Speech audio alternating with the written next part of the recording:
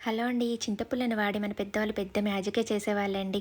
అప్పట్లో పిల్లలు మోషన్ వెళ్ళక కడుపు నొప్పితో బాధపడుతూ ఉంటే, ఈ చింతపుల్లని యూజ్ చేసి వాళ్ళు మోషన్ పోయేలా చేసేవాళ్ళు. ఇప్పుడైతే ప్రతి ఒక్క దానికి హాస్పిటల్ అంటూ పరిపెడుతున్నారు. అప్పట్లో మన పెద్దవాళ్ళు అలా కాదు.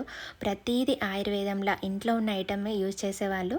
ఇంకా చింతకాయ పప్పు, చింతకాయ చారు, చింతకాయ రసము, చింతకాయ పులుసు ప్రతి ఒక్కటి చింతకాయ సీజన్‌లో అన్నీ చింతకాయతోనే చేసేవారు. అది ఒక్కటే కాకుండా ఉసిరికాయ సీజన్‌లో ఉసిరికాయతో, మామిడికాయ సీజన్‌లో మామిడికాయతో అన్నీ చేసుకునేవాళ్ళు. అందుకే వాళ్ళంతా గట్టిగా దిట్టంగా ఉన్నారు. ఇంకా ఇది చింతకాయ సీజన్ కాబట్టి ఎంత వీలైతే అంత చింతకాయని యూజ్ చేసుకోండి. చింతకాయ మన హెల్త్‌కి చాలా మంచిది. చింతపండు మంచిది కాదు కానీ కాయ చాలా మంచిదంట మన హెల్త్‌కి.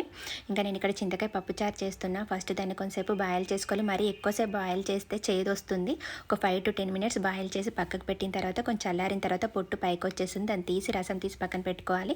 ఇంకా పప్పు ఉడకబెట్టుకున్నా. ఇంకా పోపులో కొన్ని మెంతులు, మిరియాలు, జీలకర్ర ఆవాలు, ఎండుమిర్చి, పచ్చిమిర్చి, వెల్లుల్లి, కసూరి మేతి, కరివేపాకు అన్నీ వేసి వేగాక పప్పు వేసి కాసేపు అయ్యాక ఈ చింతకాయ నుంచి రసం తీసాం కదా అది కూడా వేసి కాసేపు మరిగించాలి. ఈ చింతగింజలు మీరైతే ఏం చేస్తారండి, ఇవైతే కొంచెం ఎండబెట్టి పొడి చేసుకొని దేంట్లోనైనా కలుపుకొని తాగినా మంచిదేనంట. ఇలా చింతగింజలు అప్పట్లో మా అమ్మమ్మ వాళ్ళు, మా అమ్మ వాళ్ళు పొయ్యిలో వేసి కాల్చి తినేవాళ్ళు. మాకు కూడా ఇచ్చేవాళ్ళు. టేస్ట్ అయితే సూపర్గా ఉంటుంది. హెల్త్ కూడా చాలా మంచిదంట.